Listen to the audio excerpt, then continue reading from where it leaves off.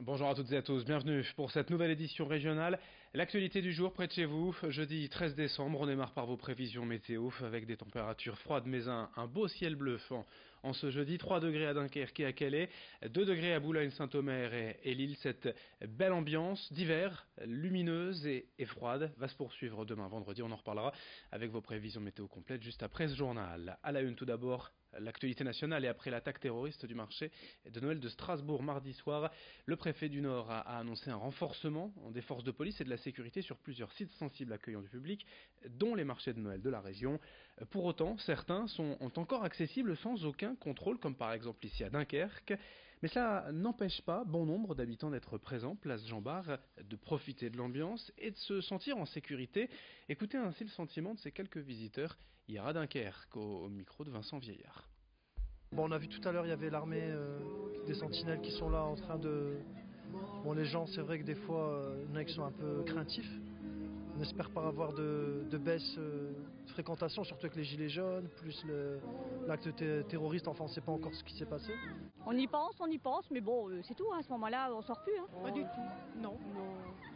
Faut pas avoir peur, tout va bien, moi je me sens en confiance, vraiment. Aujourd'hui, bah non, ça va, là, aujourd'hui, pas encore.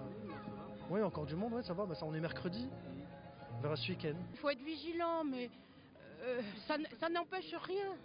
Qu'est-ce que vous faites pour être vigilant, par exemple ? Bah, il faut savoir observer, c'est tout. Ah ben, on y pense, mais si on veut dire ça, on va plus jamais sortir. Hein on va rester à la maison cloué dans le fauteuil.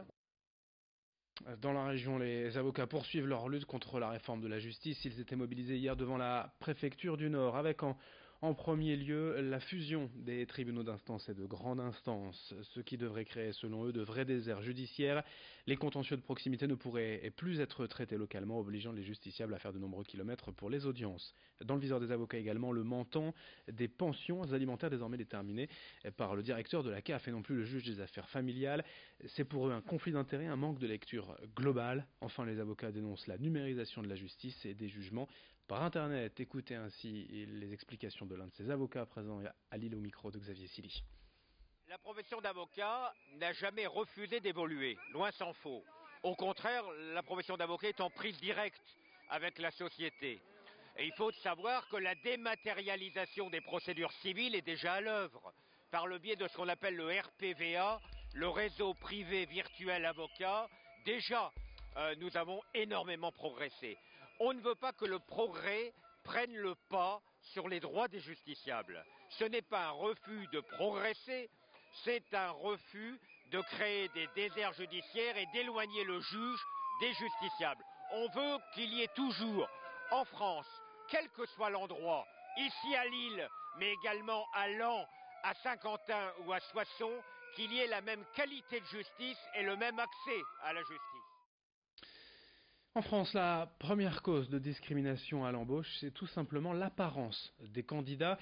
Pas facile pourtant de faire bonne figure quand on n'a pas les moyens de s'acheter la sacro-sainte panoplie costume-cravate. En réponse, des étudiants parisiens ont imaginé, il y a 7 ans, l'association Cravate Solidaire. L'antenne lilloise a vu le jour en 2015 et permet donc de prêter gratuitement une tenue adéquate à des demandeurs d'emploi le temps d'aller passer l'entretien. 400 personnes ont ainsi été aidées, accompagnées en 3 ans, car il y a aussi des conseils pour apprendre à se mettre en valeur et avoir confiance en soi. Attention, ici on ne parle pas de relooking, simplement un prêt de vêtements pour coller à la personnalité du candidat et à son secteur d'activité. L'association fonctionne grâce à des bénévoles et des dons de marques ou de particuliers. Présentation au micro d'Idil Gunaï.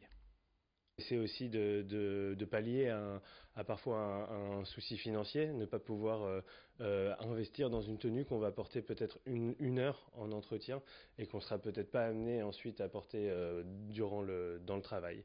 C'est aussi la méconnaissance des codes de l'entreprise qui est assez flagrant, pas que chez les jeunes, chez tout le monde, mais bien sûr en priorité chez les jeunes. Donc ne pas savoir que en entreprise comme ailleurs il y a des codes et que qu'on est jugé et tout d'abord par la première impression qu'on fait, et on n'a pas 2 fois la chance de faire une bonne première impression.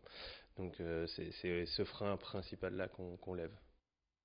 Dans cette édition également, à l'approche de Noël, nous vous proposons quelques idées de cadeaux, une sélection de livres à offrir, un roman, une BD ou un livre de jeunesse. C'est toujours une bonne idée, justement, quand on a Pas d'idée pour faire plaisir. Elisabeth Chombard est libraire à Hasbrook au Marais du Livre. Elle nous révèle l'un de ses coups de cœur de cette saison au rayon BD. Je vous présente une BD de Fabien Toulmé, qui n'est pas tout à fait inconnu parce qu'en fait il avait déjà fait un livre qui avait eu beaucoup de succès, Ce n'est pas toi que j'attendais, qui était en fait un récit personnel en fait sur l'arrivée d'un bébé dans sa famille porteur de la trisomie 21, qui était très poignant, très chouette. Et là c'est pas moins poignant puisqu'en fait il fait l'Odyssée d'Hakim, qui est un jeune Syrien qui arrive en France, et donc c'est le premier tome d'une série qui en devrait compter 3.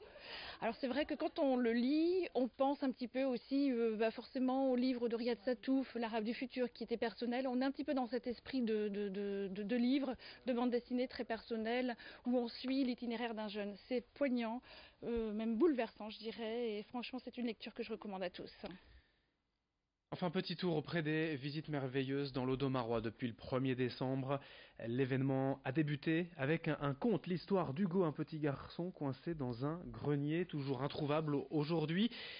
Voilà ce qui a été raconté aux participants dès le 1er décembre. Depuis hier, l'histoire a pris une nouvelle tournure. C'est désormais un jeu de piste, car des indices ont été cachés dans les magasins pour retrouver le petit garçon. Explication, présentation du jeu au micro de Corentin Escaillé.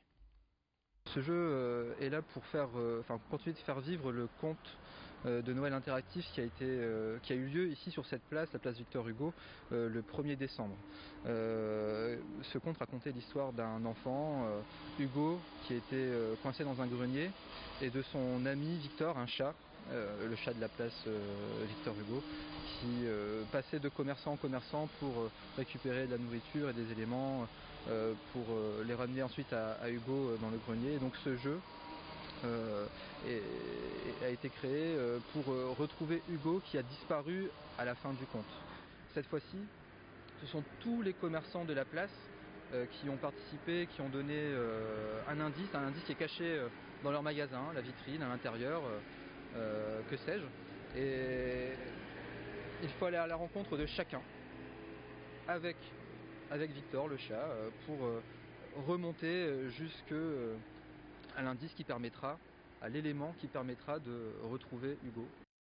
Dans un instant, d'autres informations, d'autres images à suivre sur votre chaîne d'actualité régionale. Merci de votre fidélité. À très vite.